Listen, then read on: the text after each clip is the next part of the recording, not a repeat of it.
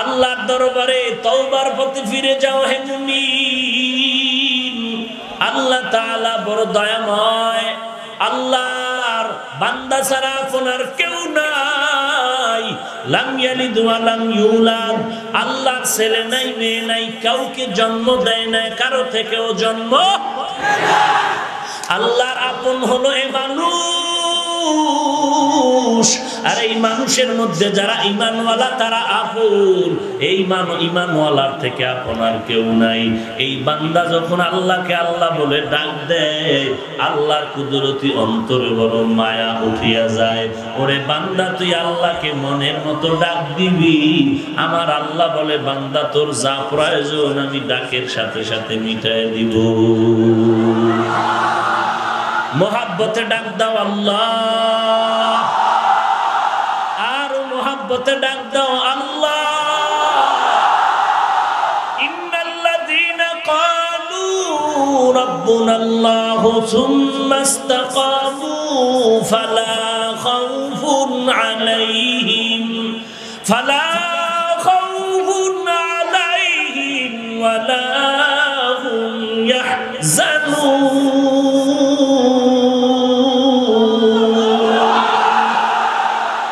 কালামে জিন্দা কুরআনে হাকীম হিকমতে উলা ইয়াজালাসতুন কাদিম জামিউল ইলমি ফিল কুরআনে হাকীম তাকাসারাত আনহু আফামুর রিজালি। কি বাড়ি যাইবেন না সবাই? সারাদিন বৃষ্টি হয় নাই? হয় নাই? মাহফিল হওয়ার কোনো কথা ছিল? কোনো চিন্তা ছিল? এরপরও এই পরিবেশ কে তৈরি করেছে? আল্লাহ যে এত সুযোগ দিলেন, সে আল্লাহরে কি দিবেন? সে আল্লাহকে কি দিবেন? কিছু পারি না, আলহামদুলিল্লাহ বলেও তো শুকর আদায় করতে পারি। ও আল্লাহ, আপনি যা দিয়েছেন একটা একটা যদি গণনা করি শেষ করা যাবে না। ওয়া ইন তাউদ্দু নি'মাতাল্লাহি লা তুহসুহা, আপনার নিয়ামত আমি গণনা করে শেষ করতে পারবো না রে আল্লাহ। দাউদ আলাইহিস সালাম সুলাইমান নবীর বাবা, আল্লাহ বলেন দাউদ আমি তোরে এত নিয়ামত দান করলাম, আমার শুকর আদায় করো। দাউদ আলাইহিস সালাম বলেন আল্লাহ আপনার শুকর আদায় আমি করতে পারবো না। কেন? বলে আপনি তৌফিক না দিলে হবে না। আল্লাহ তাআলা বলেন আমি তৌফিক দিলাম। দাউদ আলাইহিস সালাম বলেন আল্লাহ এবারও পারবো না। কারণটা কি রে হে দাউদ? ও আল্লাহ আপনার শুকর আদায় করতে যে বললেন আর তৌফিকটা যে দিলেন, আমার শুকরের তুলনায় আপনার নিয়ামত তৌফিক অনেক বড়। আমি কি শুকর আদায় করবো? আপনার তৌফিক তো অনেক বড়। আল্লাহ বলেন তুমি যে বুঝতে পেরেছো তোমার শুকর থেকে আমার তৌফিকের নিয়ামত বড়, এটা যে উপলব্ধি করতে পারলা, আমি এই উপলব্ধিটাকেও শুকর হিসাবে কবুল করে নিলাম। দুনিয়াটা পরীক্ষার হল, মুমিনের জন্য, বেঈমানের জন্য না। আল্লাহ পরীক্ষা করবে ঈমানওয়ালা তোর ঈমানটা কেমন মজবুত। সামান্য বৃষ্টিতে তুই পালায় যাও নাকি ঈমান মজবুত করে কোরআনের মহাব্বতে বসে থাকো, এটাও আল্লাহ পরীক্ষা করবেন।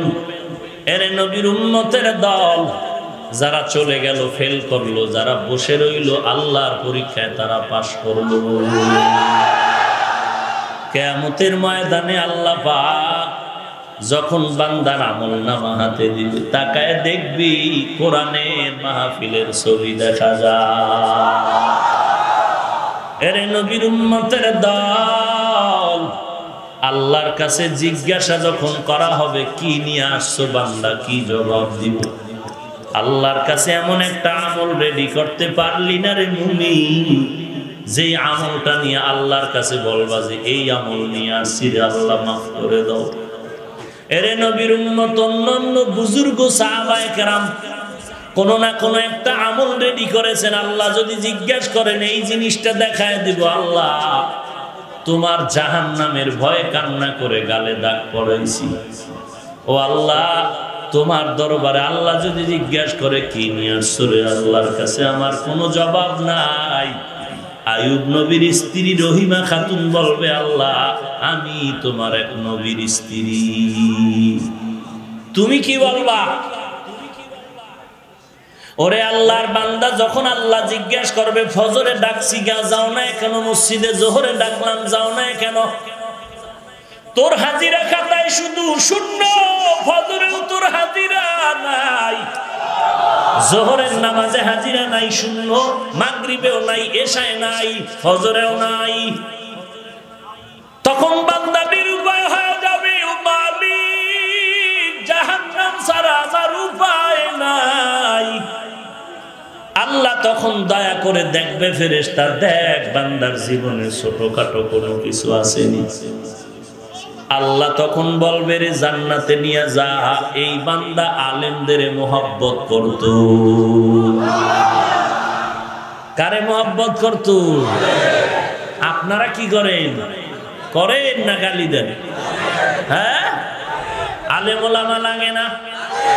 হ্যাঁ, তোমার বাপ মার বিয়ে তো অশুদ্ধ, শুদ্ধ করেছিল আলেম। তোমার দাদা দাদি নানা নানির জানাজা পড়াইছিল কে? নামাজের ইমামতি কে করে? কোরআন শিখলাম কার থেকে? নামাজ শিখলাম কার থেকে? মা বাবায় সন্তানরে বড় বানাইলো, কত কষ্ট করে খাইয়া না খাইয়া সন্তানরে বড় করলো।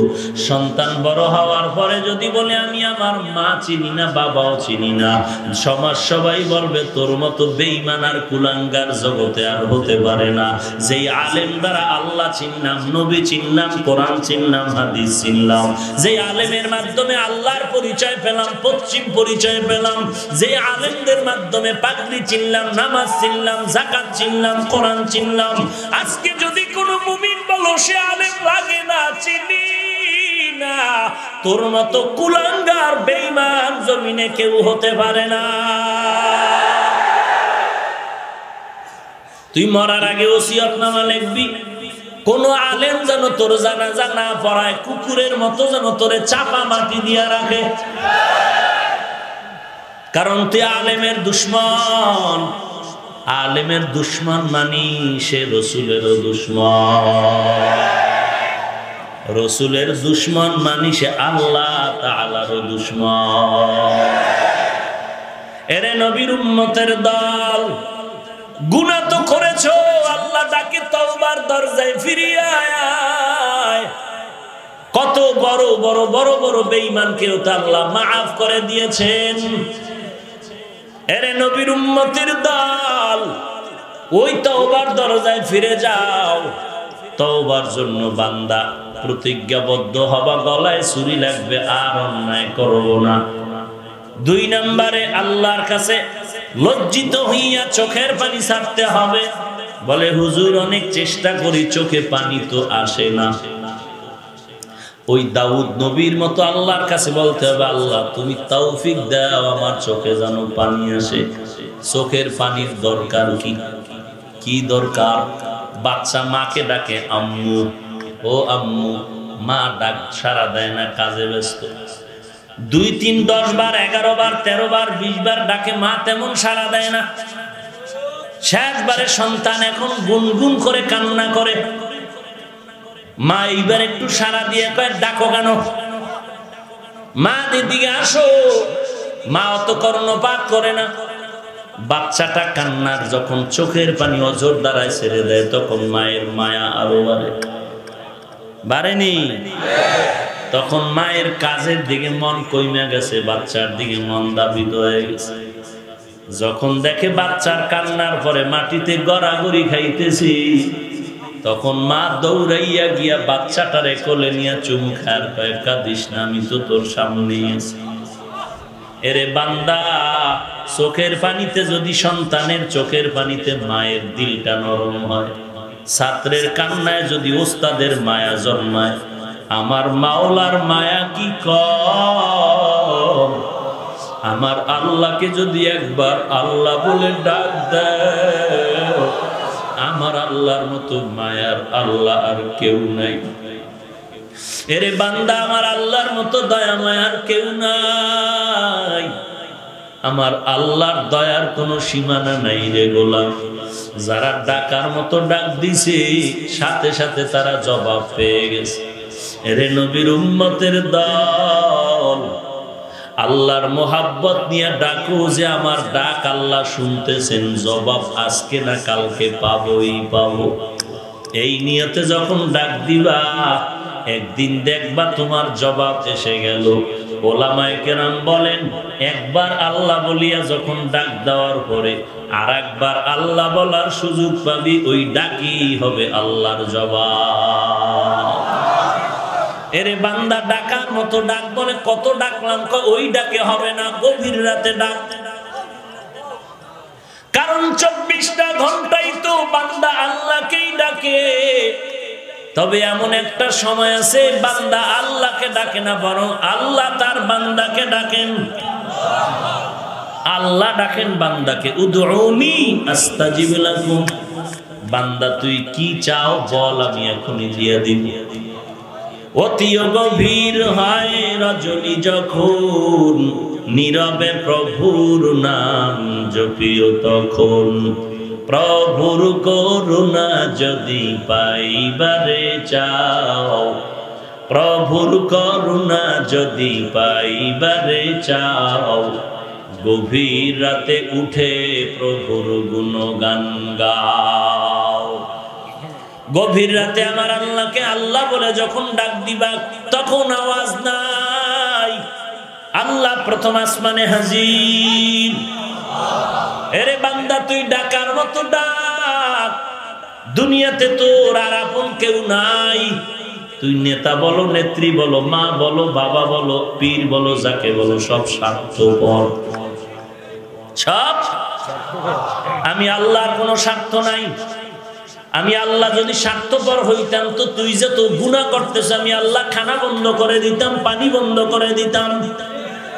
আমি আল্লাহ তোর এত গুনাহ করার পরেও পানিও বন্ধ করি নাই, খানাও বন্ধ করি নাই, ঘুম বন্ধ করি নাই, বাতাস বন্ধ করি নাই, সূর্যের আলো বন্ধ করি নাই, চাঁদের আলো বন্ধ করি নাই। আমি আল্লাহ ডাকি, আয়, বারবার আয়। ফজরে ডাকলাম আসলি না, জোহরে ডাকলাম আসলি না, মাগরিবে ডাকলাম আসলি না, আসরের সময় ডাকলাম আসলি না। আজকে তুই এই বৃষ্টির মাঝে বক্সগঞ্জ বাজারের মধ্যে কোরআনের বাগানে যখন এসেই গেছো, এরে বান্দা খালি হাতে আর ফিরিয়া যাইস না। মোহাব্বতের জন্য আল্লাহকে মোহাব্বতে ডাক দে, আর বল, আল্লাহ তুমি দয়া করে নিয়ে আসছো, আমি জোর করে আসতে পারি নাই। এই ময়দান থেকে খালি ফিরাইয়া দিও না। কিছু দাও আর না দাও, অন্তত হেদায়েতের নূর সিনায় দান করে দাও। হেদায়েতের নূর বড় দামি সম্পদ। আল্লাহর মোহাব্বতের কাঙ্গাল হয়ে যাও। কিসের বাড়ি, কিসের গাড়ি, কিসের সন্তানের পাগল। চোখ দুটো বন্ধ করে আধা মিনিট ধ্যান কর। ওই সন্তান দুশ্মন, যার জন্য বাড়ি গাড়ি করতেছ, স্ত্রী তোমার বড় দুশ্মন। স্বার্থে আঘাত লাগলে তোমাকে চিনে না। স্বার্থে আঘাত লাগলে সন্তান বাবাকে চিনে না, মাকে চিনে না। এরে বান্দা, তাড়াতাড়ি আমি আল্লাহর দিকে তুই মনোনিবেশ হয়ে যা। পয়গম্বর মুসা আলাইহিস সালামের জামানায় যুবক এমন কোন গুনাহ নাই করে নাই। গুনাহ করতে করতে এলাকার প্রত্যেকটা মানুষ তার এখন ঘৃণা করে। পরামর্শ করে সিদ্ধান্ত নিল, এলাকার এত বড় চাঁদাবাজ, সন্ত্রাস, বদমাশ, চরিত্রহীনটাকে আর এলাকায় রাখা যাবে না। এতবার বলা হলো, সংশোধন হয় না। আমরা এবার পরামর্শ করে ওরে হাতে পায়ে রশি লাগাইয়া একেবারে দূরে জঙ্গলে ফেলে দিব, জীবনে যেন পথ চিনে আসতে না পারে। সিদ্ধান্ত করে ফেলল। হাতে পায়ে রশি লাগাইয়া এলাকার সবাই, যত বড় সন্ত্রাসী হোক না কেন, হাজারো মানুষের সামনে ওর কর্মকাণ্ড চলে না। কারণ অন্যায় করতে করতে সীমাটা যখন লঙ্ঘন হয়ে যায়, তখন আসমান থেকে ফয়সালা শুরু হয়ে যায়। আর আসমান থেকে যখন ফয়সালা শুরু হয়, জমিনওয়ালারা তখন আর ফিরাতে পারে না। দেখেন না, আল্লাহ পাক দুনিয়াতে দেখায় দেয় কত বড় বীর গাদ্দাফি, কই গেল তার নাম নেওয়ার কেউ নাই। এত বড় বাহাদুর সাদ্দাম কোথায় গেল? এত বড় বীর বাহাদুর আমেরিকার বুশ কোথায় গেল? এরকম দুনিয়ার হাজারো কোটি ইতিহাস নাই নাই নাই, যার একটা টেলিফোনের কারণে র্যাব, আর্মি, পুলিশ, বিডিআর সব ডাইনে বামে রেডি হয়ে যায়। স্যার সালাম, স্যার সালাম, স্যার সালাম। সন্তান অন্যায় করেছে, পুলিশে ধরে ফেলাইছে। ধরার পরে এত বছর ধরে নাই কেন? এত বছর ধরে না কেন? আল্লাহ কয় আমিও ধরবো না তোরে তাড়াতাড়ি, বান্দাও ধরবে না। তোর নিজের দোষে যখন ধরা খাবি তখন আর সারা হবে না। তোর দোষে তুই ধরা খাইতেছ। সন্তানেরে পুলিশে ধরার পরে যখন দেখলো টাকা দিয়ে ঢেকে ফেলবে, হবে না। বাবারে গিয়ে কয় তোমার সন্তান এমন খারাপ। বাবা বলে এই খারাপ কি দেখছেন? এই বয়সে তো আমিও করতাম। এখন তাকেও ধরে ফেললো। যেই র্যাব তার টেলিফোনে দৌড়ায়, আজ তার হাতে হ্যান্ডকাপ লাগায় দিল। এরে নবীর উম্মতের দল, গ্রামে বলে পাপ যখন বাতি হয়ে যায় তখন আর ছাড় পায় না। এরে নবীর উম্মতের দল, অন্যায় যখন সীমাদার লঙ্ঘন করে যায় তখন নিজের ছেলে মেয়ের কাছেও লজ্জিত হতে হয়। যার একটা কলমের খোসায় 10 জনের ফাঁসি, ম্যাজিস্ট্রেট, বিচারপতি, যখন সে অন্যায় করে ফেলেছে তখন তার আর কলম চলে না। এটা আল্লাহরই নিজাম। এত বড় হুঙ্কার যিনি দেয়, মারাত্মক অপরাধে যখন পড়ে যায় তখন সব মাটিতে মিশে যায়, হুঙ্কার আর আসে না। সবাই যুবকটারে হাতে পায়ে বেঁধে জঙ্গলার মধ্যে ফেলে দিয়ে চলে আসলো। কিছুদিনের মধ্যে জামানার নবী পয়গম্বর মূসা, আল্লাহ তার উপরে ওহী নাযিল করে বলেন, হে মূসা, অমুক এলাকায় যাও, আমার একটা ওলি আছে, আমার বন্ধু আছে, আমার খাস গোলাম, তার জানাজা পড়াও, দাফন করো। মূসা নবী লোকজন নিয়ে চলে গেলেন। এলাকায় গিয়ে জঙ্গলার পাশে গিয়ে দেখে আমরা যেই যুবকটারে হাতে পায়ে রশি লাগাইয়া জঙ্গলায় ফালায় দিলাম সেই যুবকের লাশ। মূসা নবী চিন্তা করলেন এত বড় চাঁদাবাজ সন্ত্রাসী, একে আল্লাহ বললেন আমার বন্ধু, ব্যাপারটা কি? ব্যাপার পরে জিজ্ঞাসা করি, আগে দাফন কাফন জানাজা কমপ্লিট করে নেই। জানাজা কমপ্লিট হয়ে গেল। দাফন কাফন হওয়ার পরে আল্লাহর নবী মূসা বলেন, ও আল্লাহ, এলাকার সবাই বিতাড়িত করে দিল, তারায় দিল এত বড় গুনাহগার, জাহান্নামের আসামি, সন্ত্রাসী। তুমি বললা এই বান্দা নাকি তোমার কাছে একজন ওলি, কারণটা কি বুঝলাম না। আল্লাহ বলেন, ও মূসা, তুমি কি জানো না আমি আল্লাহর একটা নাম হলো রহমান, আমি আল্লাহ পাকের এক নাম সত্তার, আমি আল্লাহ পাকের একটা নাম গফফার। ওই রহমতের দরজা দিয়ে যখন তাকায় দেখলাম, দেখি বান্দা অজর দ্বারায় কান্না করতেছিল আর বলতেছিল, মালিক, জমিনের মধ্যে আমার মা বাবা এলাকার সবাই তারায় দিল, দুনিয়ার বিপদে পড়লে মা কাছে যায়, বাবা যায়, আজকে আমার মাও নাই, বাবাও নাই। আয় আল্লাহ, এলাকার সবাই আমাকে জঙ্গলায় ফালায় দিল, যাওয়ার আর কোনো জায়গা নাই রে মালিক। তোমার একটা দরওয়াজা আছে, ওই দরওয়াজা ছাড়া আমার উপায় নাই, দয়া করে তুমি আমাকে মাফ করে দাও। বান্দা যখন অজর দ্বারায় কান্না শুরু করলো, আমি আল্লাহ বান্দার চোখের পানির বিনিময়ে সব গুনাহগুলো মাফ করে দিলাম। এরে নবীর উম্মতের দল, আল্লাহর গোলামি, নবীর তরিকা নিজের আপন বানায় নাও। আজকে তোমার আমার চোখের সামনে যারা নবীর তরিকা মতো চলে, আল্লাহর গোলামি করে, কেউ তো না খায় মরে যায় না, সম্মান কমে নাই, কমছে নাকি?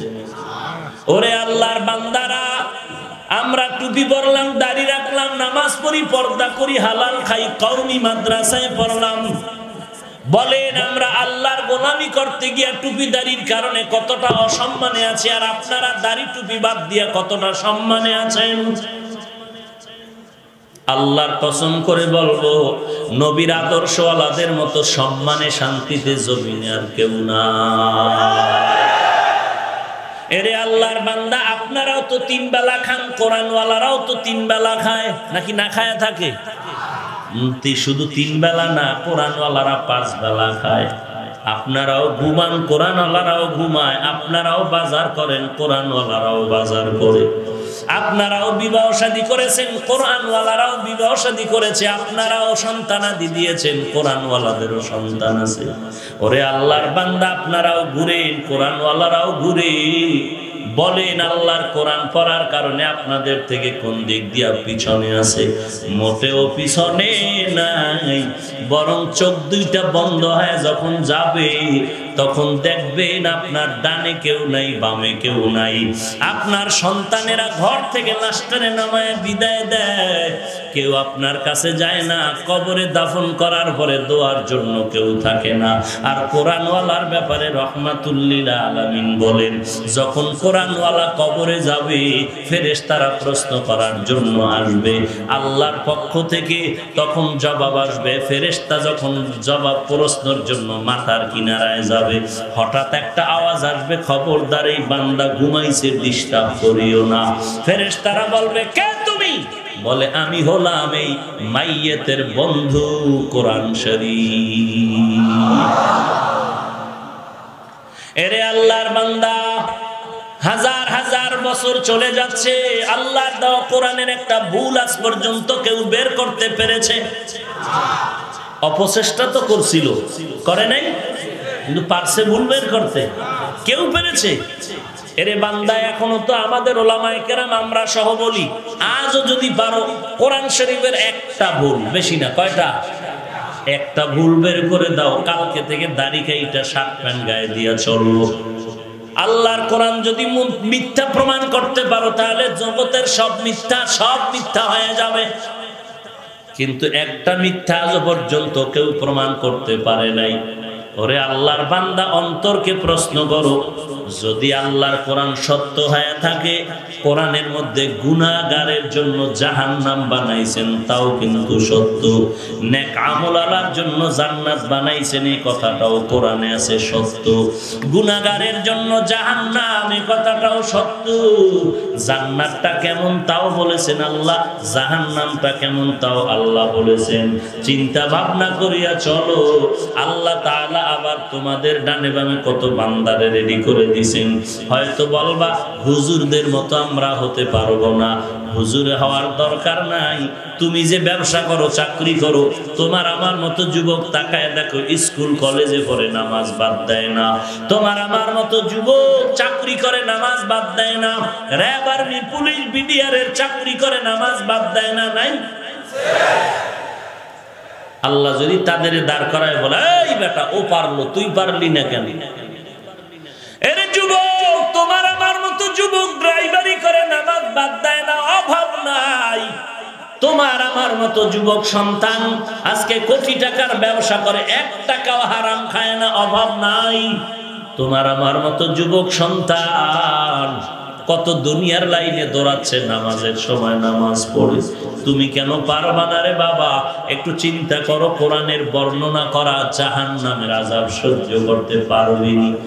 এত বৃষ্টি হলো, এত ঠান্ডা, দিনের বেলা সূর্যের গরম ছিল। সূর্য কত উপরে আছে? জমিন থেকে 9,30,00,000 মাইল উপরে। ওখান থেকে তাপ দিত, ওই তাপ আমরা সহ্য করতে পারতাম না। এই সূর্যটা রাতের বেলা নাই, এরপরও এত বৃষ্টির পরে কেন এত ঘাম, এত গরম লাগে? মদিনার নবী বলেন, আল্লাহর কোরআন সত্য, নবীর কথাও তেমন সত্য। হাসরের ময়দানে ওই সূর্যটা আল্লাহ বান্দার মাথার উপরে নিয়ে আসবেন। আল্লাহ অর্ডার করবে, সূর্য যত তাপ আছে তাপ ছেড়ে দাও। সূর্যের এখন একটা মুখ জমিনে দেওয়া, ওই দিন হাসরের দিন 12টা মুখ জমিনের মধ্যে দেওয়া হবে। আল্লাহ বলবে সূর্য যত তাপ আছে জমিনে ছাড়িয়া দাও। সূর্যের তাপে জমিনটা হয়ে যাবে তামা, আর গুনাহগারের মগজগুলো ভাতের মারের মতো ফুটতে থাকবে। ওদিকে জাহান্নামের আওয়াজ, আর একদিক থেকে আমার আল্লাহ রাগান্বিত আওয়াজ দিয়ে বলবে, রে গুনাহগার। ওই দুনিয়াতে নবীরা বয়ান করছে, সাহাবায়ে কেরাম বয়ান করলো, আলেম ওলামারা বয়ান করলো, গুনাহ ছাড়ো নাই। আজকে তোদেরকে আলাদাভাবে বিচার করা হবে। নেককারদের থেকে তোরা আলাদা হয়ে লাইনে দাঁড়ায় যা। আল্লাহ এই আওয়াজটা দিয়া বলবেন, ওয়ামতাজুল ইয়াউমা আইয়ুহাল মুজরিমুন। এরে গুনাহগারের দল, নেককারদের থেকে আলাদা হয়ে যা। আর নেককারদের বলবে, ও নেকামুলওয়ালা, এত বৃষ্টি এত রৌদ্র, তারপর আমি আল্লাহকে ভুলো নাই। আজান হওয়ার আগেই মসজিদে হাজির। ও বান্দা, কত আমি আল্লাহর ইবাদত করেছো, আজকে সূর্যের তাপ তোদের শরীরে লাগতে দিব না। তাড়াতাড়ি যা, আমি মাওলার নূরের তৈরি আরশে আজিমের নিচে গিয়া অপেক্ষা কর। আল্লাহ তাআলা বলবেন, আরশে আজিমের নিচে গিয়ে অপেক্ষা কর। জান্নাতি মানুষগুলো আল্লাহর নূরের তৈরি আরশে আজিমের কিনারায় হাজির হয়ে যাবে। আর গুনাহগারদেরকে আল্লাহ লাইনে দাঁড় করায় বলবে, এর ফেরেশতারা এদের লাইনে দাঁড় করায় দাও, আমলনামা দেওয়া হবে। যাদের ডান হাতে আমলনামা বিনা হিসাবে জান্নাতে চলে যাবে, আর যাদের আমলনামা বাম হাতে আসবে তাদের জাহান্নাম ছাড়া উপায় নাই। আল্লাহ যখন গুনাহগারের আমলনামা দিবেন, আল্লাহ বলবেন সোজা হাতের মধ্যে আমলনামা দেওয়া হবে না। এই বেঈমান নাফরমান এত বেঈমানি করেছে, আমি আল্লাহর দেওয়া নিয়ামত ভোগ করার পরে আমার দেওয়া পানি, আমার দেওয়া বাতাস, আমার দেওয়া মাছ, আমার দেওয়া গোশত, আমি আল্লাহর দেওয়া সূর্যের আলো, চাঁদের আলো সব ভোগ করিয়া কোরআন নিজে পড়তো, আলেম ওলামাদের বয়ান শোনার পরে মুয়াজ্জিনের আজান শুনিয়া নামাজ পড়ে নাই, আমি আল্লাহ আজকে ওর কড়ায় গন্ডায় হিসাব নিব। এই সোজাভাবে হাতে আমলনামা দেওয়া হবে না। আল্লাহ রাগান্বিত আওয়াজ দিয়া বলবেন, ওরে ফেরেশতা, এই গুনাহগারের বুকের মাঝখান দিয়ে একটা ছিদ্র বানায়া বাম হাতটা ছিদ্র দিয়া ঢুকাইয়া হাতটা পিঠের থেকে বের করো। আল্লাহর অর্ডারে ফেরেশতারা ওই গুনাহগারের বুকের মাঝে ছিদ্র বানাইয়া বাম হাতটা ঢুকাইয়া পিঠের থেকে বের করবে। আল্লাহ তখন পিঠে হাতের মধ্যে আমলনামা দিয়া বলবেন, ইকরা কিতাবাকা কাফা বিনাফসিকাল ইয়াউমা আলাইকা হাসিবা। পড়িয়া দেখ জীবনে কোথায় কি অন্যায় করেছো, তোর আমলনামার হিসাবের জন্য তুই যথেষ্ট। আমলনামা দেখবে হাতের পিছনে, চোখ দুইটা হলো সামনে। আল্লাহর ফেরেশতা বলবে, আমলনামা কিভাবে পড়বে? আল্লাহ আবার রাগান্বিত আওয়াজ দিয়া বলবেন, এই নাফরমানের ঘাটটা ধরিয়া মোচড় দিয়া পেছনে ফিরায়া দাও। আল্লাহর ফেরেশতারা তখন ঘাটটা ধরে পেছন দিকে ফিরায়া দিবে। এই যে আযাব শুরু হয়ে যাবে, আর আযাব কখনো শেষ হবে না।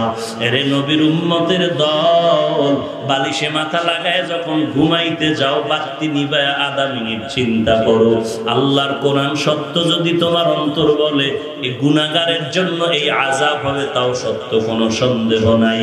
এরে নবীর উম্মতের দল, এই গুনাহর আযাব সহ্য করতে পারবা না।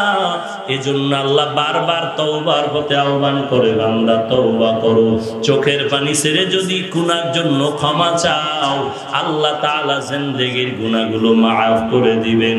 আল্লাহ তওবার দরওয়াজা দিয়া ডাকেন, ইয়া ইবাদিয়াল্লাযীনা আসরাফু আলা আনফুসিহিম লা তাকনাতু মির রাহমাতিল্লাহ। এরে নবীর উম্মতের দল, আল্লাহর নবীর 10 জন সাহাবা দুনিয়াতেই জান্নাতের গ্যারান্টি পেয়েছেন। কয়জন? এর মধ্যে নবীর একজন আছেন, নবীর জামাতা ওসমান রাদিয়াল্লাহু তাআলা, 2 জন মেয়ের জামাতা। সেই ওসমান জান্নাতের সুসংবাদ পাইল, নবীজি বলেন ওসমানকে জানো, লিকুল্লি নাবিয়্যিন রাফিকুন ওয়া রাফিকি ইয়ানি ফিল জান্নাতি উসমানা। জান্নাতে সবার একজন নবীর জন্য বন্ধু হবে, আর আমি নবীর বন্ধু হবে আমার সেই ওসমান। সেই ওসমান কবরের কিনারায় দাঁড়ায়া হাউমাউ করে কান্নার আওয়াজ। অন্য সাহাবায়ে কেরাম জিজ্ঞাসা করেন, কবর দেখলে আপনি এত কাঁদেন কেন, এত কান্নার কি ব্যাপার?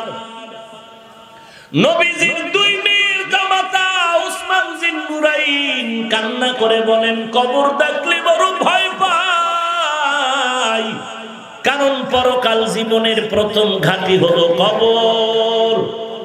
ওই জায়গায় গিয়ে যদি আমি হিসাবে প্রশ্নে আটকা যাই, আমার বাকি ঘাঁটিতে আমি বিপদ।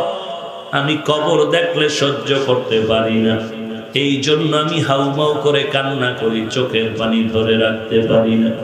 নবীজি নামাজের ইমামতি করতেন, জাহান্নামের আয়াতগুলো যখন তেলাওয়াত করতেন, পেছনে সাহাবায়ে কেরামরা কান্না করতেন। এরে নবীর উম্মত মনে হয় যেন তাদের সামনেই জাহান্নাম হাজির। আমরা জাহান্নামের কথা বলি, বয়ান শুনি, কিন্তু কিছুই মনে হয় না, কারণে জাহান্নাম নিয়ে কোনো ফিকির নাই, মরণ নিয়ে কোনো ফিকির নাই। যদি একটু মনে মনে ভাবতাম, আজকে বক্সগঞ্জ বয়ানে আসি, বসলাম, দাঁড়াবার কোনো গ্যারান্টি নাই, দাঁড়াইয়া ঘর পর্যন্ত যাওয়ার কোনো গ্যারান্টি নাই, আগামীকালকে ঘুম থেকে উঠার কোনো গ্যারান্টি নাই। কত জায়গায় খবর পাই, বয়ানে আসার সময় অ্যাক্সিডেন্টে কত বান্দার ইন্তেকাল হলো। আবার অনেক জায়গায় খবর পাই, বয়ান করিয়া মোনাজাতের পরে বাড়ি যাওয়ার সময় গাড়ি অ্যাক্সিডেন্ট হয়ে কত যুবকের লাশ রাস্তায় পড়লো। এরে আল্লাহর বান্দা যুবক, একটু চিন্তা করো, তোমার আমার মতো কত যুবক জিন্দেগিতে বিদায় হয়ে গেল। খেলার মাঠে কত বন্ধু নিয়ে খেলাধুলা করছি, একা একা ভাবতেছি ওই বন্ধুর এখন আর তো দেখি না। লেখাপড়ার টেবিলে কত বন্ধু বান্ধব নিয়ে আড্ডা দিতাম, আজকে অনেকের খবরই জানি না কই গেল। মাঝে মাঝে খোঁজ খবর নিতে গিয়ে দেখি খবর নাই, অনেকে কবরের বাসিন্দা হয়ে গেছে। এরে আল্লাহর বান্দা, এরে যুবক, একটু চিন্তা করো, দুনিয়াটা কিছুই না। তোমার আমার মতো যুবকের লাশ প্রতিদিন পত্রিকার পাতায় খবর আসে, যুবকের লাশ, যুবকের লাশ। মরণ থেকে তো পালানো যাবে না, তবে আল্লাহর কাছে তওবা করো, আদা করো। গলায় ছুরি আসবে, মরে যাব, আর নামাজ ছাড়বো না, বেপরদায় চলবো না, মা বাবারে কষ্ট দিব না, আলেম ওলামাদের বিরোধিতা করবো না, জবান হেফাজত করে নবীর তরিকা মতে চলবো, 5 ওয়াক্ত নামাজ বা জামাত আদায় করবো, সহিভাবে কোরআন পড়াটা শিখবো। আল্লাহর কাছে তৌফিক চাও, আল্লাহ তুমি আমাকে খাঁটি মনে তওবা করার তৌফিক দান করো। গুনাহ ছাড়তে চাই কিন্তু পারি না, শয়তানের ধোঁকা। ও আল্লাহ, তুমি একটু তৌফিক দাও। আজকে থেকে এই ময়দানে ওয়াদা করলাম, গুনার পথে আর যাব না, গুনাহের জাহান্নামের পথে আর হাঁটবো না, কাজ করবো না। ও আল্লাহ, তুমি আমাদের তওবা খাঁটি মনে করার তৌফিক দান করো, তওবার উপরে মজবুত হয়ে চলার তৌফিক দান করো। এমন নিয়ত যদি অন্তরে আনতে পারো, গলায় ছুরি আসবে, মরে যাব, আর গুনাহের পথে যাব না, আর নবীর তরিকার বাহিরে চলবো না। যদি এমন তওবার নিয়ত হয়, খাঁটি তওবার নিয়তে দুটো হাত আল্লাহকে দেখায়া দাও। আয় আল্লাহ, আমাদের হাত আপনি কবুল করে নেন। আয় আল্লাহ, আমরা সবাই তওবার নিয়তে হাত তুলেছি। এই ময়দানে আমাদের মতো গুনাহগার আর কেউ নাই। তওবা করতেছি, আর গুনাহ করব না রে মালিক।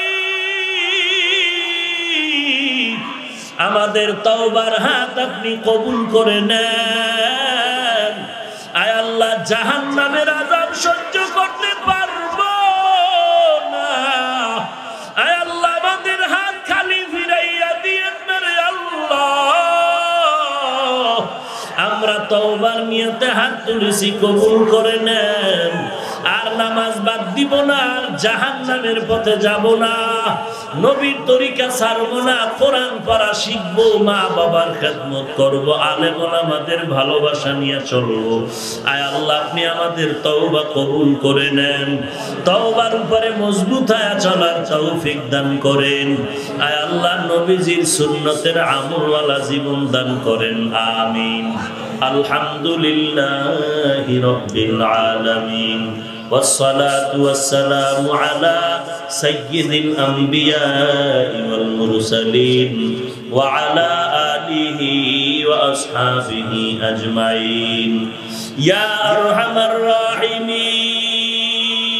الراحمين يا أرحم الراحمين يا أرحم الراحمين أي الله কুদরতের নজর দিয়া তাকায় দেখে, এত বৃষ্টির মাঝেও আপনার বান্দারা আপনাকে ভুলে নাই। আয় আল্লাহ বসারও জায়গা পায় না, দাঁড়ায়া দাঁড়ায়া দিনের কথাগুলো শুনলে, কত উলামায়ে কেরামরা হাত তুলেছে, কত সাদা দাড়িওয়ালা হাজী সাহেবরা হাত তুলেছে। আয় আল্লাহ কত চাকরিজীবী ব্যবসায়ীরা হাত তুলেছে। আয় আল্লাহ কত ছাত্র ভাই, কত যুবক, আয় আল্লাহ কত ছোট ছোট বাচ্চা, পর্দার আড়ালের কত মা বোনেরা হাত তুলেছে।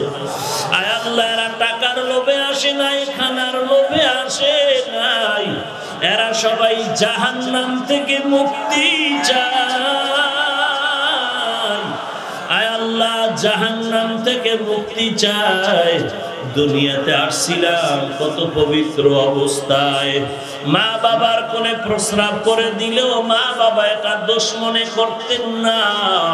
সেই পবিত্র জীবনটারে আজ গুনার কারণে নাপাক করে ফেলেছি রে আল্লাহ, শয়তানের ধোকায় পড়ে নাপাক করেছি।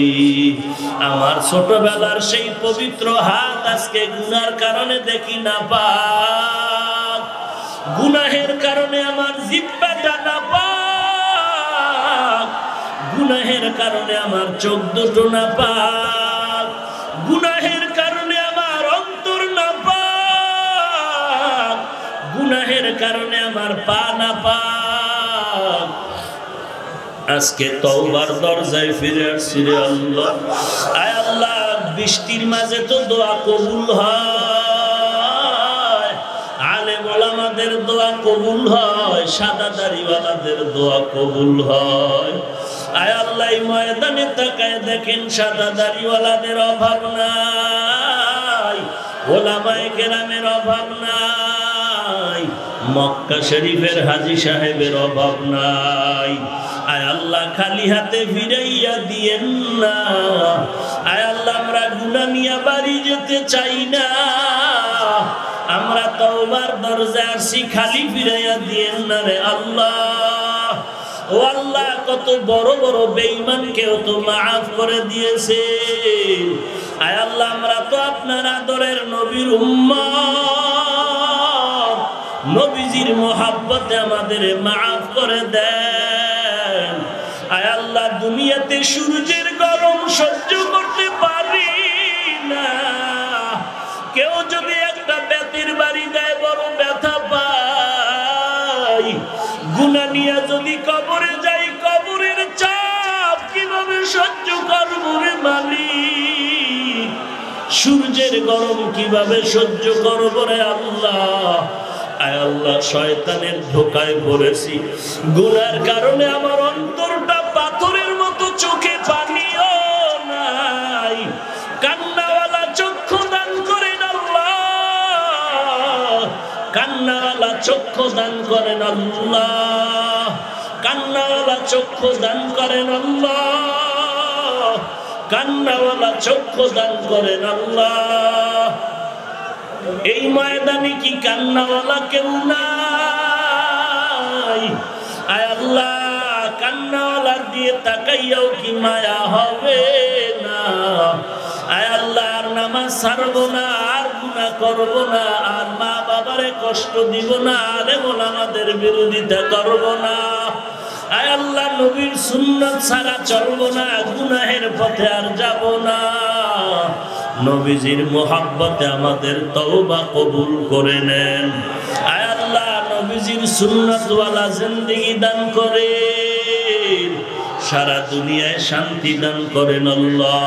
বাংলাদেশ শান্তির দেশ বানায় দেন। দিনের জন্য দেশের জন্য যারা জীবন দিল তাদের মাফ করে দেন। এখনো যারা চেষ্টা করে কবুল করে নেন। প্রশাসনিকভাবে যারা কাজ করে দিনদার বানায় দেন আল্লাহ। আয় আল্লাহ সমস্ত মসজিদ মাদ্রাসা কবুল করে নেন। আয় আল্লাহ যা প্রয়োজন গাইবী খাজানার থেকে ব্যবস্থা করে দেন। অন্যান্য শিক্ষা প্রতিষ্ঠান নবীর আদর্শওয়ালা বানায় দেন।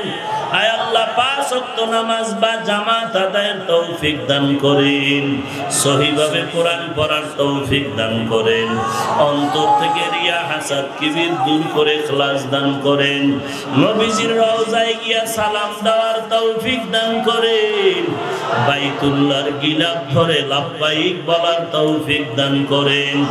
মা বোনদের পর্দা